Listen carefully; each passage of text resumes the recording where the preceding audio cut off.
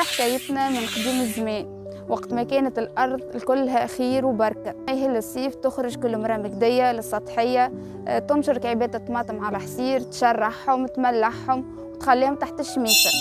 وهكا تولد سر الشريحة، تقنية اخترعوها جدودنا ضمن الأمن الغذائي، وتقعد معاهم الشريحة العام الكل.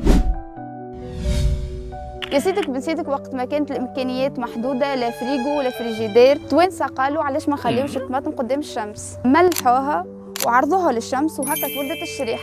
كانت رمز للشطاره والذكاء المحلي. الشريحه زاده مش تبنن ماكلتنا كهو، اما زاده تقوي صحتنا. فيها برشا فيتامينات ومعادن كيما الكالسيوم والمغنيسيوم، تعاون في تقويه المناعه ومقاومه الامراض. حاجه بسيطه اما غنيه برشا.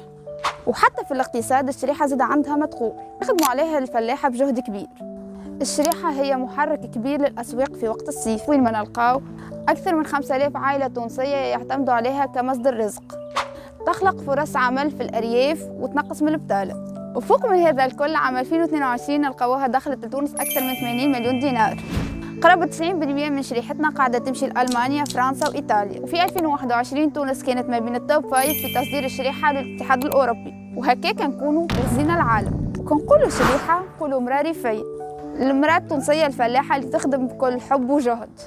الشريحة بالنسبة لها هي قصة كفاح وأمل، أعطيها فرصة تصنع قوتها وتفرض وجودها، وتعاونها باش تدخل مورد رزق محترم.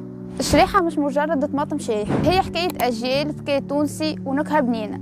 هي احنا كيفاش حولنا البسيط الثروة، كيفاش خلينا الطماطم العادية تحكي حكايات في الصحة، الاقتصاد والهوية. اليوم شريحتنا وصلت للعالم، لكن الأهم إنها تبقى محافظة على الإيدنتيتي متاعها. لازم ندعموها ونخليوها تعكس روحنا التونسية باش خيرنا ما يمشيش لغيرنا.